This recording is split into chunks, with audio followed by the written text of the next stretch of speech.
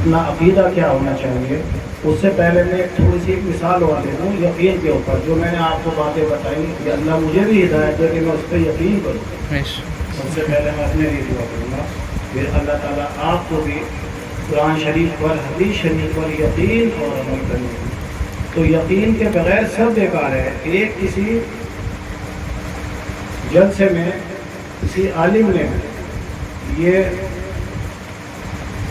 اپنی وہاں سے جو بیٹھے ہوئے تھے سب لوگ سامعین حضرات جو حاضرین تھے, انہیں سمجھایا کہ بھائی آپ لوگ قرآن شریف پر یقین رکھنا, اس کی آیتوں سے اور اس کے پڑھنے سے بڑے بڑے مرض ٹل جاتے ہیں. لیکن اب ہمارا یقین ہی رہا, ہم پڑھتے ہی نہیں ہے, سیدھے کہاں جاتے ہیں ڈاکٹر کے پاس جاتے ہیں. بھائی ڈاکٹر کی بھی اللہ نے بتایا ہے, دوائی بھی سن جاتے ہیں, مگر اس کی تو اگر یقین ہو تو بڑے بڑے مرض اللہ ٹال دیتا ہے. ہمارا یقین ہے, اللہ خود فرما رہا ہے کہ ہم نے قرآن شریف کو تمہارے لیے شفا یعنی تندرستی بنا کر بھیجا. تو اس کو یقین پہ مجھے یاد آ گیا. ایک چھوٹا سا واقعہ ہے. ایک کسی شہر میں کوئی حکیم تھے پہنچے ہوئے. اب جب کسی حکیم کی یا ڈاکٹر کی یا کسی بھی طبیب کی شہرت ہوتی ہے یا وہ مشہور ہوتا ہے تو ظاہر سی بات ہے مریض بھی زیادہ جاتے ہیں اس کے وہاں. تو ان کے کلینک پر ان کے مطلب پر بھیڑ لگی رہتی ہے. تو جیسا ان کا کلینک تھا, شاید دور دور تک ایسا کوئی مطلب یا کلینک نظر نہیں آتا تھا کہ ہر وقت اس پہ بھیڑ لگی رہتی ہے اور اللہ تعالیٰ ان کے ہاتھ سے شفا دیتا رہتا ہے. تو ایک کسی گاؤں کا بچارا سیدھا سادہ آدمی, بہت ہی اسے کوئی مرض تھا. تو اس نے اپنے دوست سے پوچھا کہ بھائی کوئی ایسی جگہ بتا جاگے پہ اچھے حکیم ہوں اور میں اپنا علاج کرا دوں. تو اس نے انہیں کا پتہ بتا دیا ہوگا. تو وہ سائیکل اٹھائی اس نے اپنی اور ٹہلے اپنا جو کچھ سامان ہوا پیسے ویسے وہ رکھ کے اپنا چل گیا. اور وہاں جب پہنچا تو اس نے بھائی اس نے دیکھا سارے دنیا وہاں تو لائن پہ لائن لگی ہے. جی جی اپنے اپنے مطلب نمبر کا انتظار کر رہے سب. اور وہ اتنا سادہ آدمی تھا, اور جب کوئی آدمی بغیر پڑھا لکھا ہوتا ہے تھوڑا اس کے اندر وہ بھی آ جاتا ہے یعنی وید بھی وغیرہ. تو اس نے کہا کیا کام کیا, سائیکل باہر کھڑی کر کے اور سیدھا کیبن میں گیا وہاں حکیم جی کے پاس. وہاں جا کے بولا کہ حکیم صاحب میں آپ کا بہت نام سن کے آیا ہوں اور آپ سب سے پہلے مجھے دوا دیں گے. اور حکیم جی سے بگڑے میرے بات چل وہاں اپنے نمبر پہ پرچہ بنوا پھر نمبر پہ آئیے. یہ سب یہاں لائن میں کھڑے کیا کہیں گے سب. اور میں وہ تو سیدھ ہو گیا, میں کہنے نا جی میں تو بہت نام سنا تھا جی, اور سب سے پہلے مجھے جب بولی کرو وہ اپنی زبان میں پوچھا. اب حکیم نے سوچا بھائی تو یہاں معاملہ خراب کرا دے گا, یہاں تو بد نظمی پھیلا دے گا. یہ اتنی دیر میں دیکھوں گا میں تصویر مریض اچھا بھائی چل تو آ جاؤ. ان سے اشارہ کرا جو مریض تھے اور وہ بھی سمجھ گیا کہ بھائی جو نہیں مان رہا. تو اس کا ہاتھ پکڑا اور انہوں نے حکیم صاحب نے کاپی اٹھائی اور نسخہ لکھ کے اس سے کہا کہ بھائی گھر جا کے اسے اپنا پکا کے پی بھی بتاتے ہیں.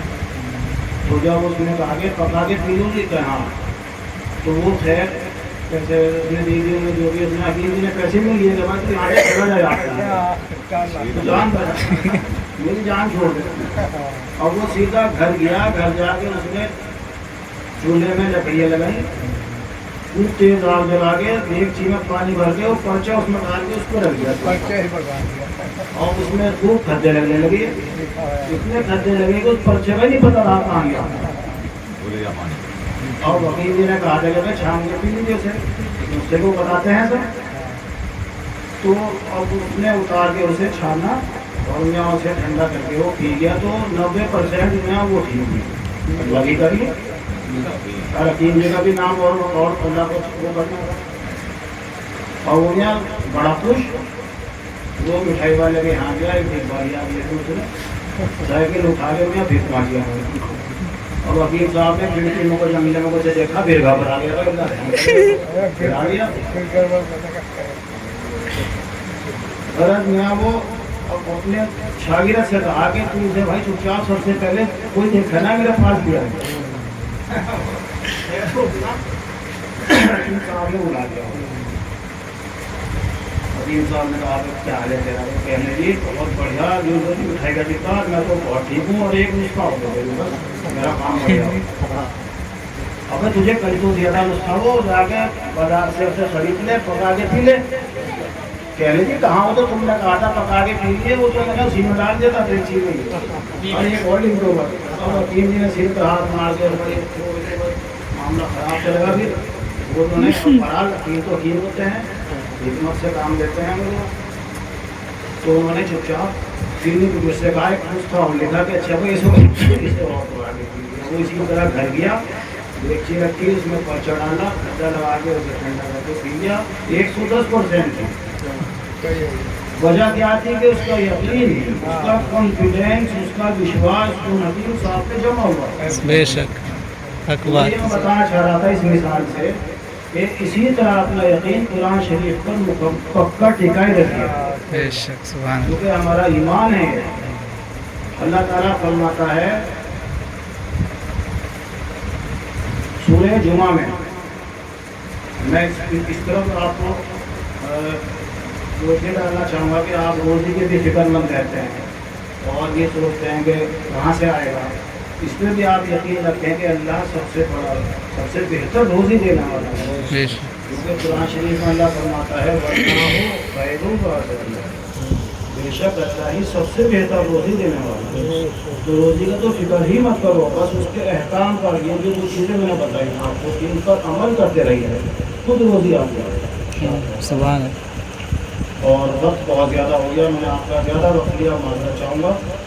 और अगर मेरे किसी कहने में, किसी अल्फाज में तो गलती हुई हो, अल्लाह ताला मुझे माफ़ फरमाए और हम सबको अल्लाह ताला हिदायत पर तो चलने की तौफीक अता फरमाए। अल्लाह ताला अपनी मोहब्बत अता फरमाए। वाखिर दावाना अल्हम्दुलिल्लाह।